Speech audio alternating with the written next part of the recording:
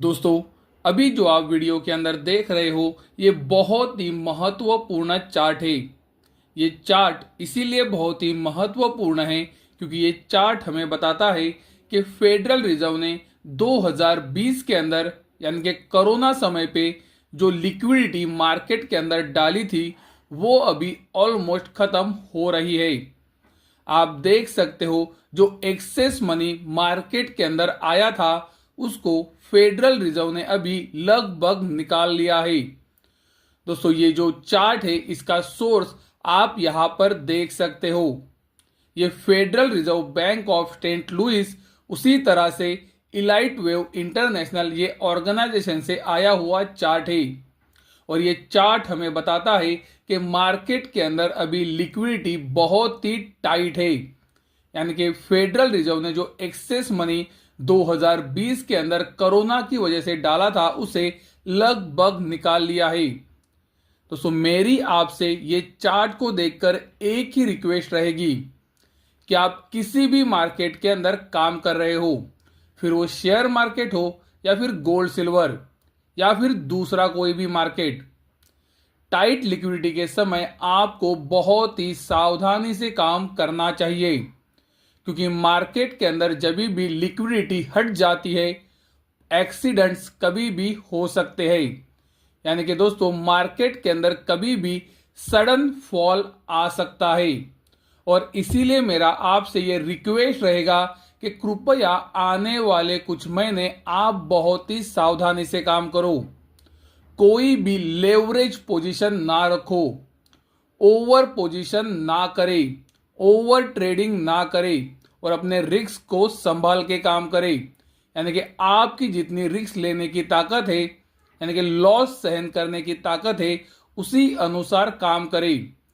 ज्यादातर समय ये देखा जाता है जब मार्केट के अंदर से लिक्विडिटी को हटाया जाता है एक्सीडेंट्स यानी कि मार्केट के फॉल्स आ भी सकते हैं। तो कृपया ये बात को ध्यान में रखें और आने वाले कुछ महीने बहुत ही सावधानी से काम करें। दोस्तों, जैसे कि आप सबको पता होगा कि 2024 के अंदर हमने बहुत सारी चीजें सुनी जिस वजह से गोल्ड के अंदर एक बड़ी इन्वेस्टमेंट होनी चाहिए। जैसे कि आप वीडियो के अंदर देख सकते हो, आप इन सारी चीजों से रूबरू तो हुए होंगे।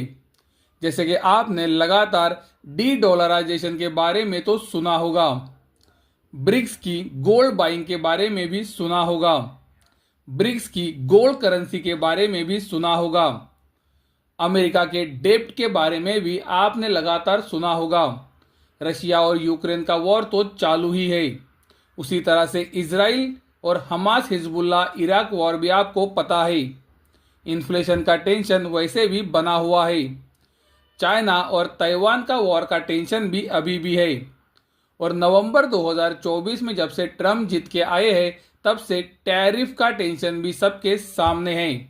तो दोस्तों, 2024 के अंदर बहुत सारे कारण थे गोल्ड के अंदर तेजी के। अगर आपने हमारे कमेंट सेक्शन को पढ़ा होगा तो आपको पता होगा कि सब लोगों ने यही कहा कि ये समय डिफरेंट है।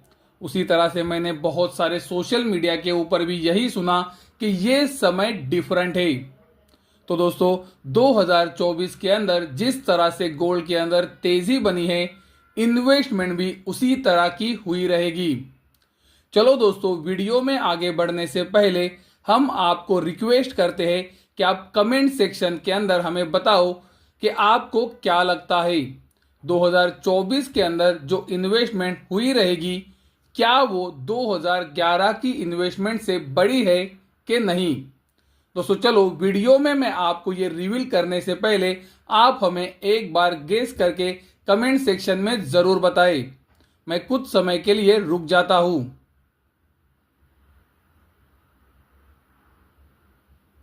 मुझे उम्मीद है कि आपने कमेंट सेक्शन के अंदर मुझे ये बताया होगा कि आपको क्या लगता है 2024 के अंदर जो गोल्ड में इन्वेस्टमेंट हुई है क्या वो 2011 से बड़ी है कि नहीं।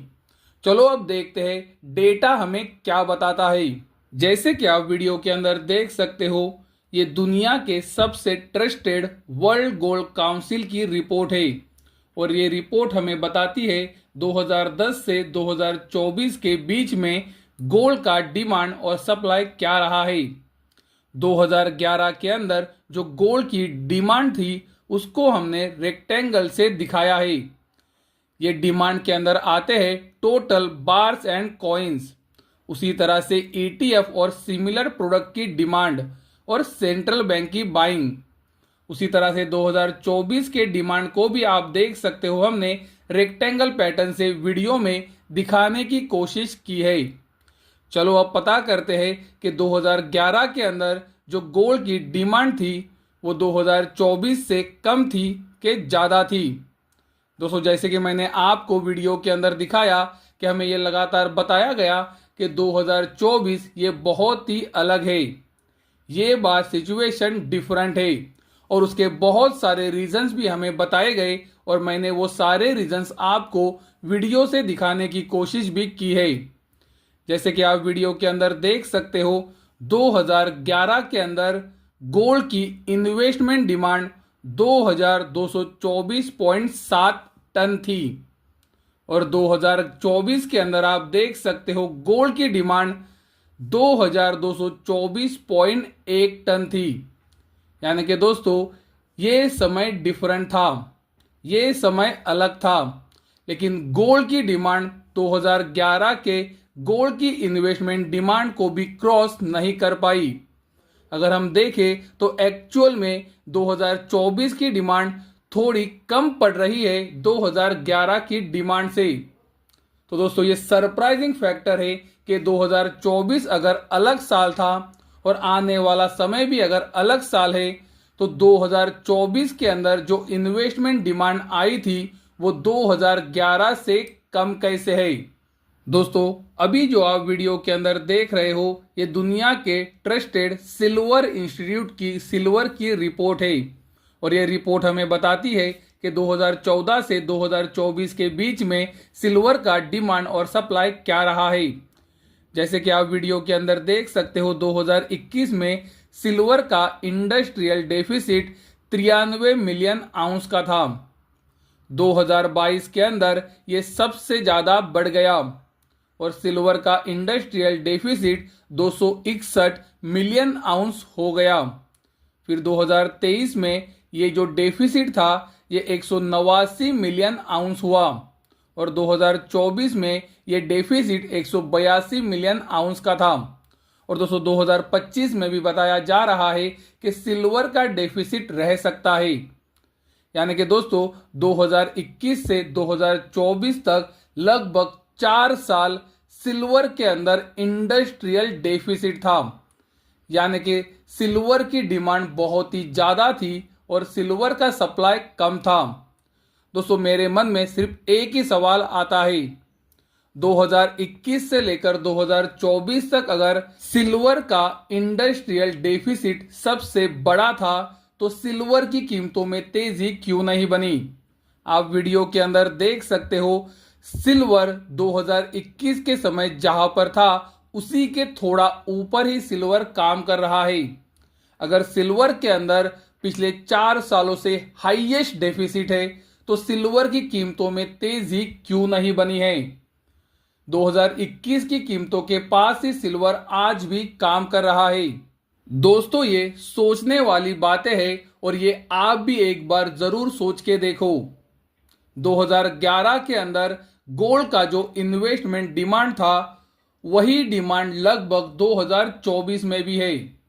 हमें लगातार बताया गया कि 2024 कंप्लीटली डिफरेंट ईयर है, यहाँ पर बहुत सारे अलग प्रॉब्लम है और सिचुएशन डिफरेंट है। आप इसे पुराने ईयर से कंपेयर नहीं कर सकते। दोस्तों हम मान भी लेते हैं कि 2024 बहुत ही डिफरेंट था, लेकिन वो डिमांड के अंदर कन्वर्ट क्यों नहीं हुआ, ये सोचने वाली बात है। 2011 के अंदर जो गोल्ड का इन्वेस्टमेंट डिमांड था उतना ही डिमांड आज भी क्यों है। अगर ये साल डिफरेंट था तो डिमांड तो बहुत ज़्यादा ऊपर होनी चाहिए थी, ना कि उतनी ही या फिर उससे थोड़ी कम। उसी तरह से सिल्वर अगर 2021 से 2024 4 साल डेफिसिट में है यानी कि इंडस्ट्रियल डिमांड सप्लाई से ज़्यादा है, तो सिल्वर की कीमतें आज भी 2021 के हाईज के पास काम क्यों कर रही है। दोस्तों ये चार्ट इंटरनेशनल मार्केट का है और आप वीडियो के अंदर क्लियरली देख सकते हो 2021 के समय पर जहां पर सिल्वर था उसी के आसपास सिल्वर 4 साल के बाद आज भी काम कर रहा है। तो अगर पिछले 4 सालों से हाईएस्ट डेफिसिट है तो सिल्वर आज भी यहीं पर क्यों खड़ा है। तो ये सवाल सोचने लायक है और आप भी इसे जरूर सोचें। मेरा व्यू मैंने आपको फरवरी महीने से लगातार बताया है। गोल्ड और सिल्वर के ऊपर मेरा नजरिया न्यूट्रल है। मैं ना ही बड़ी तेजी में हूं ना ही बड़ी मंदी में। आने वाले समय में अगर मेरा नजरिया बदलता है तो आपको वीडियो से पता चल जाएगा।